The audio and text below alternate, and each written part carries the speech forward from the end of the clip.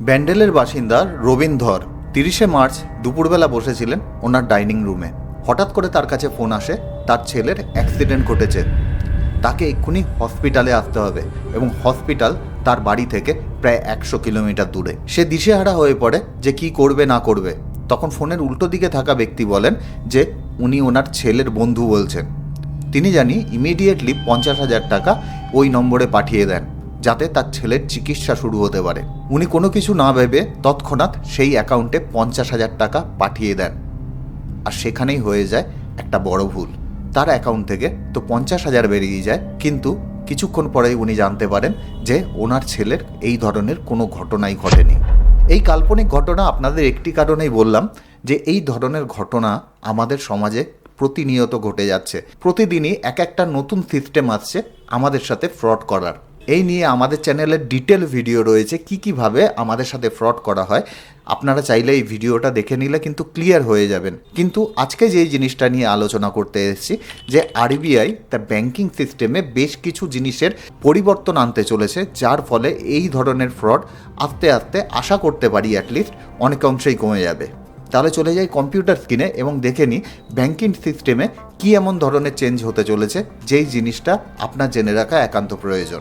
প্রথমেই যদি আমরা দ্য ইকোনমিক টাইমসের এই রিপোর্টটি দেখি তাহলে কিন্তু দেখতে পাবো যে আরবিআই খুব তাড়াতাড়ি এই সিস্টেম চালু করতে পারে যে আমাদের ইউপিআইয়ের মাধ্যমে যে ট্রানজ্যাকশানগুলো আমরা করে থাকি ন্যাচারালি, সেগুলো কিন্তু প্রায় 1 ঘন্টা দেরি হবে আমাদের ট্রানজ্যাকশান কমপ্লিট হতে।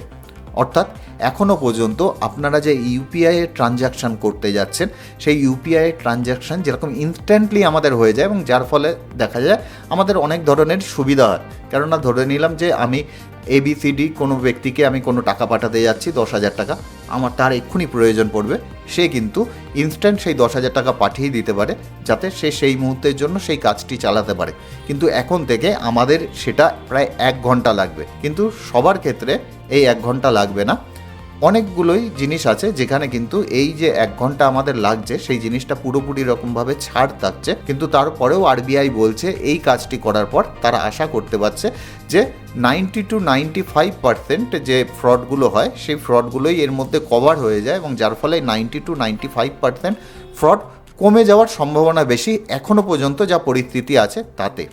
প্রথমত বলে রাখি এই যে পুরো জিনিসটা বলছি এটা কিন্তু আরবিআইয়ের একটা প্রপোজাল। আমরা আশা করতে পারি খুব তাড়াতাড়ি হয়তো এটা ইমপ্লিমেন্ট হতে পারে যদি আরবিআই এটা রুল হিসাবে নিয়ে আসে। আরবিআই যে জিনিসটা ফলো করেছে যে অনলাইন যে ট্রানজ্যাকশানগুলো হচ্ছে সেটা কিন্তু প্রায় 22,000 কোটি টাকার যে ফ্রড কিন্তু এখনও পর্যন্ত হয়ে গেছে এই বছরে 2025-এ, যেটা আগের বছরগুলোর সাথে যদি কম্পেয়ার আরবিআই করে তাহলে কিন্তু দেখতে পাবে যে প্রায় 2.6 লাখ রিপোর্ট টোটাল হয়েছিল 2021-এ, যেখানে টোটাল 551 কোটি টাকার ফ্রড হয়েছিল। এইবার সেইটা কিন্তু প্রায় 2025-এ এসে প্রায় 22,000 কোটি টাকা, প্রায় 23,000 কোটি টাকার কাছাকাছি চলে এসছে এবং টোটাল যে কমপ্লেন এসছে সেটা প্রায় 28 লাখ। এবার আমাদের দেশে যে টোটাল ফ্রড হয় তার মধ্যে যে 45% যে ফ্রড হয় সেই 45% হয় 10,000 টাকার ওপরে যে ট্রানজ্যাকশান আছে সেই 10,000 টাকার ওপরে ট্রানজ্যাকশান, আর 55% যে ফ্রডগুলো হয় সেইগুলো কিন্তু হয় 10,000 টাকার নিচে ট্রানজ্যাকশান। এটা কিন্তু নাম্বার অফ ট্রানজ্যাকশানের কথা বলছি।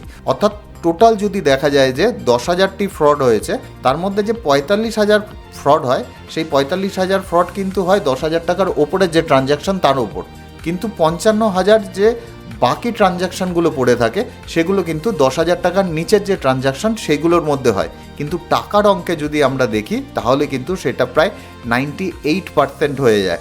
অর্থাৎ ট্রানজ্যাকশানের অঙ্কে যদি আমরা দেখি সেক্ষেত্রে দেখতে পারি যে 10,000 টাকার ওপরে যে ফ্রড হচ্ছে সেটা কিন্তু 45%, কিন্তু যদি অ্যামাউন্টে দেখতে যাই তাহলে দেখতে পারি যে 98% যে টাকা ফ্রড হয় সেটা কিন্তু 10,000 টাকার ওপরে ট্রানজ্যাকশান। বাকি যেগুলো হয় সেগুলো ছোট ছোট যে ফ্রডগুলো হচ্ছে সেগুলো 10,000 টাকার নিচে থাকে। এবার আরবিআই কিন্তু এই জোনটাকেই টার্গেট করছে যে এই 98% অ্যামাউন্ট যদি আমরা দেখা যায় যে কমাতে পারি তাহলে কিন্তু ডিজিটাল ফ্রডের একটা বড় অংশকে তারা কমিয়ে নিয়ে আসতে পারবে। এবং আরবিআই যেই জিনিসটা ফলো করেছে এখনও পর্যন্ত যে ফ্রডগুলো হয় তার মধ্যে টেকনিক্যাল যে ব্যাংকিং সিস্টেমের কোনো ফেলিওর সেইগুলো কিন্তু অনেকটা অংশেই কম হয়। ম্যাক্সিমাম ক্ষেত্রে দেখা যায় যে ইউপিআই বা আইএমপিএস এগুলো করতে গিয়ে দেখা যায় ম্যাক্সিমাম ক্ষেত্রে তারা যে সাইকোলজিক্যাল ট্রিকগুলো ইউজ করে এবং সেই সাইকোলজিক্যাল ট্রিকগুলো ইউজ করার জন্যই ম্যাক্সিমাম ক্ষেত্রে যে সিনিয়র সিটিজেন ব্যক্তিরা আছেন সেই সিনিয়র সিটিজেন ব্যক্তি দেখা যায় যে তাদের ওটিপি শেয়ার করে দেয়, অথবা অন্যান্য কোনো ডেটা আছে, এটিএমের পিন দেখা গেল, এটিএমের পিন তারা শেয়ার করে দিল, বা সিভিভি নাম্বার তারা শেয়ার করে দিল। এই ধরনের জিনিস কিন্তু তারা ভুল করে শেয়ার করে ফেলেন। দেখা গেল এমন একটা এমার্জেন্সি সিচুয়েশান ক্রিয়েট করলো, যে এক্সাম্পল আমি প্রথমেই বললাম, যার ফলে এই ঘটনাগুলো ঘটে। এর জন্য আরবিআই যে জিনিসটা বলছে যে আমরা যদি কোনো ধরনের কোনো ট্রানজ্যাকশান করি, ধরে নিই সেটা 10,000 টাকার ওপরে কোনো ট্রানজ্যাকশান এবং ইউপিআইয়ের মাধ্যমে করলাম।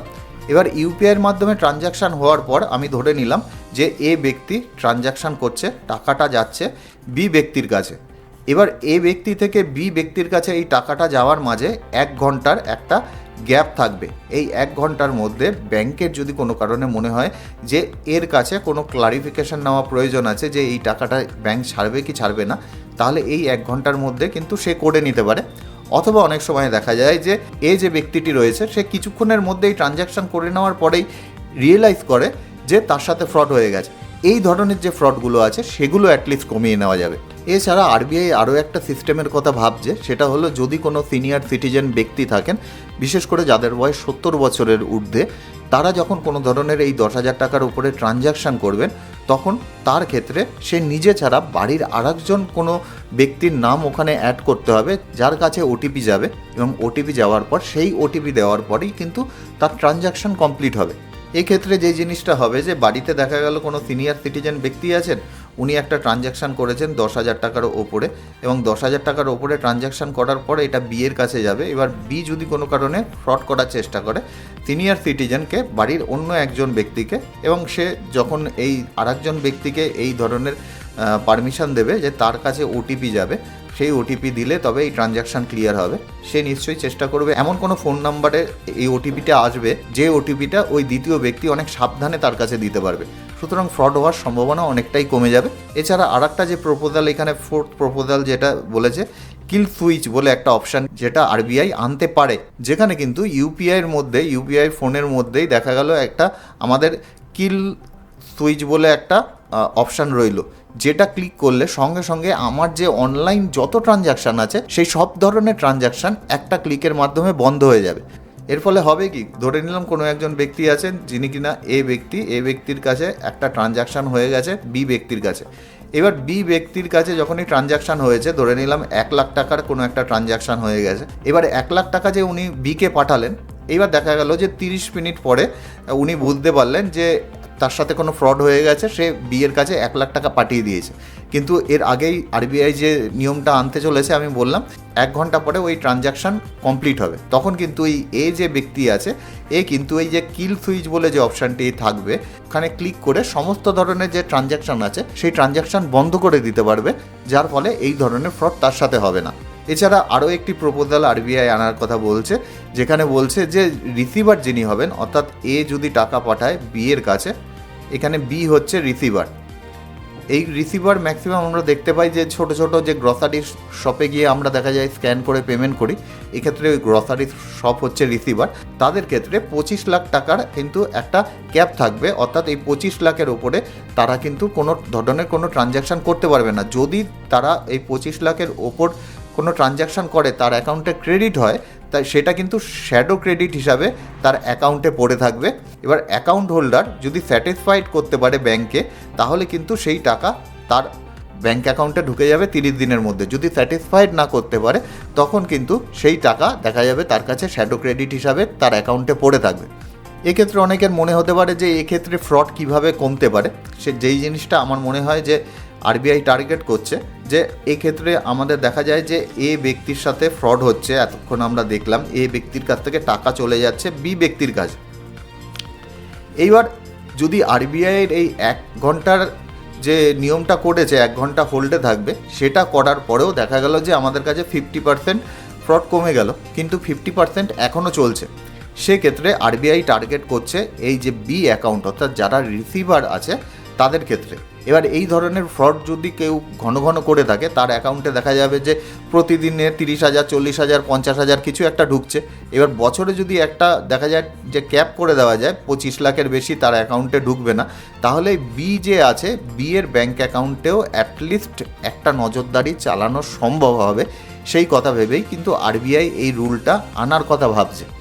এখন আপনাদের কি মনে হয়, এই পুরো যে জিনিসটা আরবিআই প্রপোজ করেছে, এখনও পর্যন্ত আমাদের কাছে রুল হয়ে আসেনি, এই জিনিসগুলো চালু হলে আদৌ কি আমাদের ব্যাংকিং সিস্টেমে অথবা অনলাইন ট্রানজ্যাকশানে যে ফ্রডগুলো হচ্ছে সেগুলো কমানো কি সম্ভব নাকি সম্ভব নয়? কমেন্ট সেকশানে অবশ্যই জানাবেন। আশা করি ভিডিও থেকে আপনাদের অল্প কিছু হলেও ভ্যালু প্রোভাইড করতে পারলাম। সুজয় বৈদ্য, সাইনিং অফ।